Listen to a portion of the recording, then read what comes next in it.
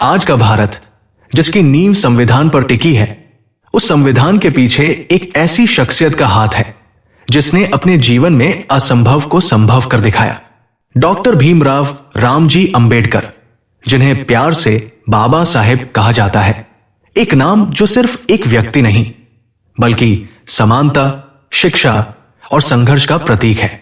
उनकी जयंती 14 अप्रैल भारत में राष्ट्रीय अवकाश के रूप में मनाई जाती है और यह दिन उनके योगदान को याद करने का अवसर है। उनकी कहानी उस इंसान की है जिसने जाति पाति की बेड़ियों को तोड़ा और भारत को एक नई पहचान दी। क्या आप तैयार हैं उस शख्स की जिंदगी में झांकने के लिए जिसने नीचे से शुरू कर शिखर तक का सफर तय किया? डॉक्टर भीमराव अंबेडकर का जन्म 14 अप्रैल 1891 को मध्य प्रदेश के महू में हुआ था, जो उस समय सेंट्रल प्रोविंस का हिस्सा था। उनके पिता Ramji Maloji Sakpal British Indian army में सूबेदार थे, एक सम्मानजनक पद, लेकिन उनकी जिंदगी आसान नहीं थी। उनकी मां भीमाबाई ने उन्हें प्यार से भीम नाम दिया। क्या आप जानते हैं कि अंबेडकर उनका मूल सरनेम नहीं था? यह नाम उन्हें उनके ब्राह्मण शिक्षक कृष्णाजी केशव अंबेडकर ने दिया, जिन्होंने इस बच्चे में एक चमकता सितारा देखा। उस समय दलितों को अछूत माना जाता था और उनकी जाति, महार के आधार पर उन्हें पहचाना जाता था। लेकिन इस शिक्षक ने अपना सरनेम देकर उनकी जिंदगी को नई दिशा दी। ऐसे माता पिता और शिक्षकों को सलाम, जिन्होंने एक बच्चे के भविष्य की नींव रखी। भीमराव 14 भाई बहनों में सबसे छोटे थे। उनका परिवार महाराष्ट्र के रत्नागिरी जिले से था, लेकिन उनके दादा परदादा गरीब थे। न जमीन थी, न जायदाद। उनके पिता ने सेना में नौकरी कर परिवार को बेहतर जिंदगी देने की कोशिश की। 1894 में रामजी रिटायर हुए और घर पेंशन से चलने लगा। फिर भी उन्होंने अपने बेटे की शिक्षा को प्राथमिकता दी। क्या आप यकीन करेंगे कि उन्होंने टैगोर और शेक्सपियर की किताबें भीम को गिफ्ट की थी? गरीबी और भेदभाव के बावजूद इस परिवार ने एक सितारा पैदा किया। तो दोस्तों, क्या आप कल्पना कर सकते हैं कि एक सैनिक का बेटा, जिसके पास न धन था न रुतबा, कैसे भारत का गौरव बना? चलिए आगे बढ़ते हैं। डॉक्टर अंबेडकर का बचपन संघर्षों से भरा था। स्कूल में उन्हें अलग बैठाया जाता था, पानी का नल छूने की इजाजत नहीं थी और क्लास में घुसने तक की मनाही थी। 7 साल की उम्र में वो बाहर बोरी पर बैठकर पढ़ते थे। अगर चपरासी ना आए तो पूरा दिन पानी के बिना काटना पड़ता था। क्या आप सोच सकते हैं कि एक बच्चा पूरे दिन प्यासा बैठकर पढ़ाई करे? लेकिन उनके पिता ने कहा, बेटा, जिस व्यवस्था से तू परेशान है उसे बदलना है। और यहीं से शुरू हुआ शिक्षा का वो सफर जो समाज को बदलने वाला था। 1897 में वो मुंबई आए और एल्फिंस्टन हाई स्कूल में पढ़ाई शुरू की। वो अपनी महार जाति से पहले बच्चे थे जिन्होंने उच्च शिक्षा की ओर कदम बढ़ाया। 1908 में एल्फिंस्टन कॉलेज में दाखिला लिया, पहले दलित छात्र के रूप में। लेकिन रास्ता आसान नहीं था।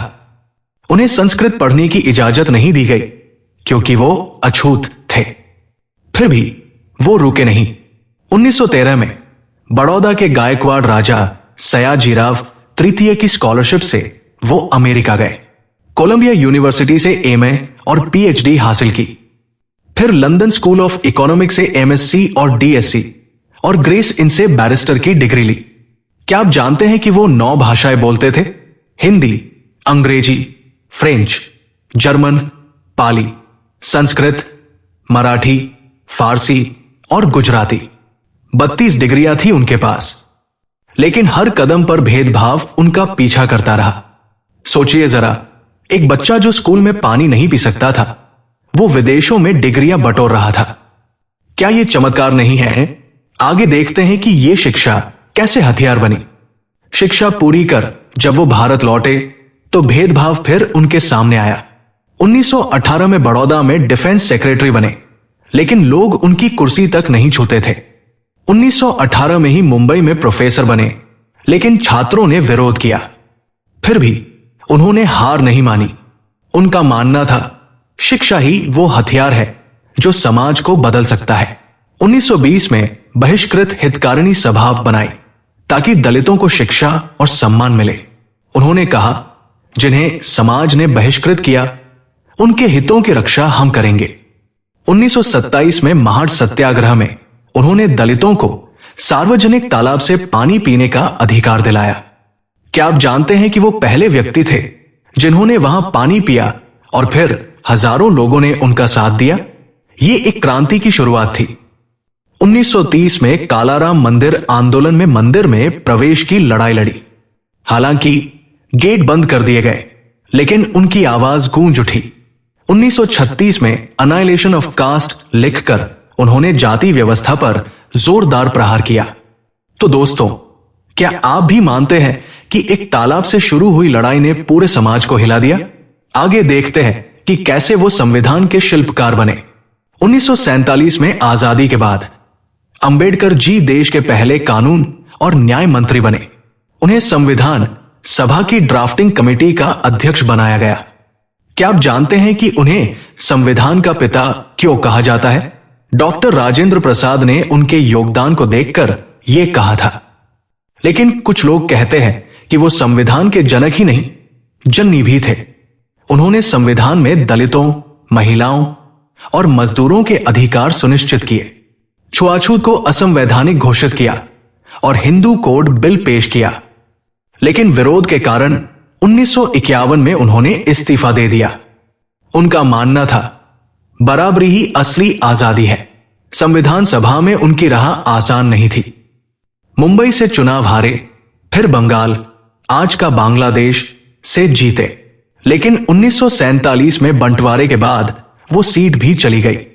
फिर BN राव और राजेंद्र प्रसाद के दबाव में मुकुंद राज जयकार ने इस्तीफा दिया और अंबेडकर दोबारा सदस्य बने। क्या आपने कभी सोचा कि इतनी ठोकरें खाने के बाद भी हिम्मत कैसे बनी रही? एक शख्स जिसे बार बार हराया गया, फिर भी वो भारत का आधार बना। क्या यह आपको प्रेरित नहीं करता? चलिए उनकी आखिरी पारी देखते हैं। जीवन के अंतिम पड़ाव में 14 अक्टूबर 1956 को अंबेडकर जी ने हिंदू धर्म छोड़कर बौद्ध धर्म अपनाया। उनके साथ 6 लाख दलितों ने भी ये कदम उठाया। उनका कहना था, मैं हिंदू पैदा हुआ, लेकिन हिंदू नहीं मरूंगा। बौद्ध धर्म की समानता और शांति ने उन्हें आकर्षित किया। क्या आप जानते हैं कि वो श्रीलंका और नेपाल की यात्रा पर भी गए थे ताकि बौद्ध धर्म को और समझ सकें? उनकी किताबें जैसे रिडल्स ऑफ हिंदुइज्म और थॉट्स ऑन पाकिस्तान उनकी गहरी सोच को दर्शाती है। हिंदू धर्म छोड़ बौद्ध धर्म अपनाना, क्या यह फैसला क्रांतिकारी नहीं था? अब देखते हैं उनकी विरासत। 6 दिसंबर 1956 को दिल्ली में उनका निधन हुआ। डायबिटीज और तनाव ने उनकी सेहत को कमजोर कर दिया था। वो सोते हुए दुनिया छोड़ गए, लेकिन उनकी मृत्यु के बाद भी उनकी विरासत जिंदा है।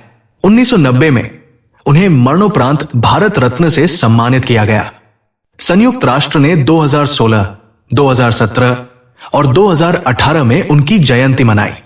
आज उनके नाम पर शहर बसे हैं, मूर्तियां खड़ी हैं और संविधान की किताब उनके हाथों में दिखाई देती है। वो गांधी और नेहरू के साथ भारत निर्माण के 3 स्तंभों में से एक है। एक शख्स जो मरकर भी जिंदा है। क्या ये उनकी ताकत नहीं दिखाता? अब उनकी प्रेरणा की बात करते हैं। डॉक्टर अंबेडकर की कहानी हमें सिखाती है कि सबसे नीचे से शुरू करके भी शिखर तक पहुंचा जा सकता है। उनका सबसे बड़ा संदेश था, शिक्षा से समाज बदलेगा। चाहे दलित हो, महिलाएं हो या पूरा देश, उन्होंने सबके लिए लड़ा। तो दोस्तों, क्या आप भी उनके इस संदेश को आगे बढ़ाएंगे? उनकी जिंदगी से हमें यह सीख मिलती है कि हालात कितने भी खराब हो, मेहनत और हिम्मत से कुछ भी हासिल किया जा सकता है। अगर आपको यह कहानी पसंद आई तो कमेंट में जरूर बताएं। हमारे चैनल वन देशभक्त को सब्सक्राइब करें ताकि ऐसी प्रेरणादायक कहानियां आप तक पहुंचती रहें। जय भीम, जय भारत। बहुत बहुत शुक्रिया। नमस्कार।